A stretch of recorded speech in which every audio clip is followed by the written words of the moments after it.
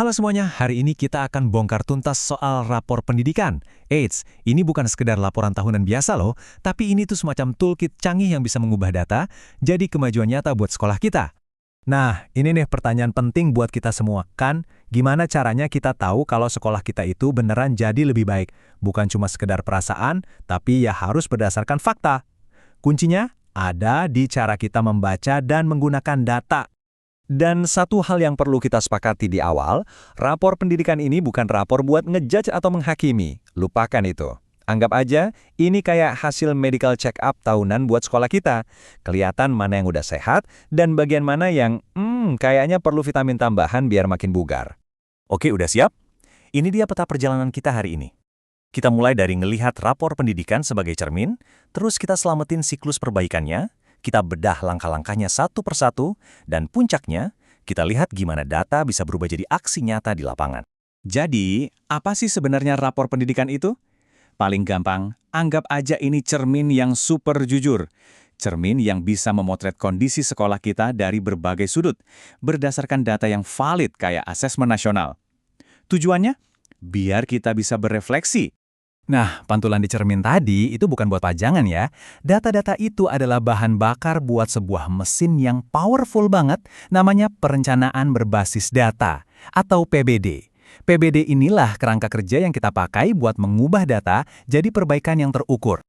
Oke, kita udah punya cerminnya, kita udah tahu bahan bakarnya apa. Sekarang, yuk kita lihat mesin penggeraknya kayak apa.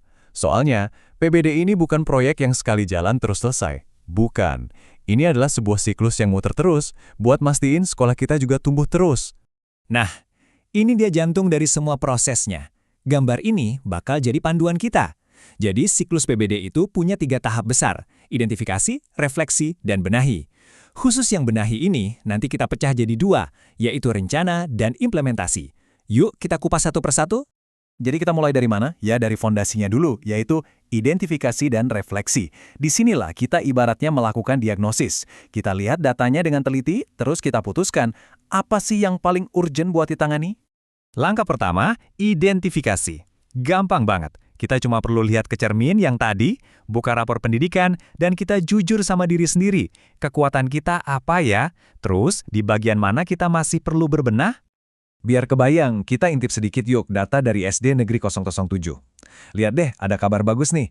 Literasi sama numerasinya melonjak. Wah, ini harus kita syukuri dan pertahankan. Tapi, coba lihat indikator iklim kebinekaan. Ada penurunan 3,52 poin. Nah, ini dia lampu kuningnya. Inilah proses identifikasi. Kita lihat mana yang bagus, mana yang butuh perhatian. Oke, datanya udah ada di tangan. Terus apa? Kita perbaiki semuanya sekaligus? Wah, yang nggak mungkin. Disinilah tahap refleksi berperan. Kita berhenti sejenak, diskusi, dan dengan bijak kita pilih mana nih 1 atau 2 area yang bakal jadi prioritas utama kita tahun ini. Buat milih prioritas ini, ada 2 jalur yang bisa ditempuh. Pertama, jalur mandiri, di mana tim sekolah menelaah semua datanya sendirian. Atau ada jalur cepat yang lebih mudah. Kita manfaatkan aja rekomendasi prioritas dari Kemendikbudristek yang sudah dianalisis juga dampaknya buat murid. Tapi apapun jalurnya, pertanyaan utamanya selalu sama. Dan ini yang paling penting, perbaikan yang mana yang dampaknya bakal paling dirasakan sama murid-murid kita. Itulah intinya refleksi, selalu berpusat pada pengalaman belajar siswa.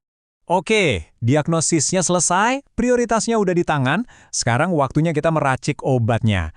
Kita masuk ke tahap benahi, di mana kita mengubah ide dan diskusi jadi aksi yang beneran nyata. Tahap benahi ini ada 2 bagian. Yang pertama, rencana. Di sini kita jawab pertanyaan, oke, jadi kita mau ngapain nih buat mengatasi masalah prioritas tadi? Kita rumuskan langkah-langkahnya yang jelas, spesifik, dan bisa diukur. Dan sebuah rencana yang solid itu harus nyentuh 3 area utama. Perubahan di pembelajarannya, pengembangan kapasitas guru dan stafnya, dan yang nggak kalah penting, gimana penganggarannya. Semuanya harus masuk akal dan bisa dimasukkan ke dalam rencana kegiatan dan anggaran sekolah atau ARKAS.